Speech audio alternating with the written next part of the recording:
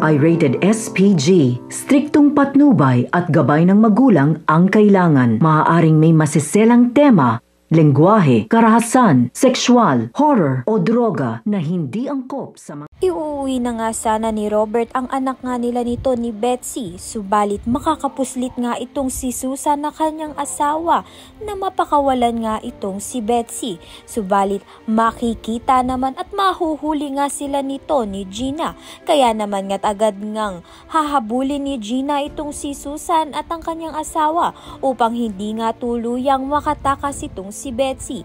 Malalaman nga natin kung tuluyan na nga bang makatakas itong si Betsy. Sa kabilang banda naman nga patong-patong na kaso nga ang haharapin ni Betsy at ni Susan dahil nga sa dami nga nilang atrasong ginawa dito kay Robert at kay Gina.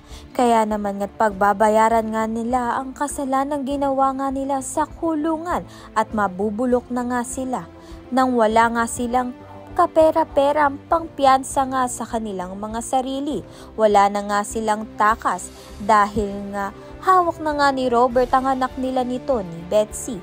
Kaya naman nga't yan at iba pa ang dapat nating pakaabangan. Maraming salamat sa iyong panonood.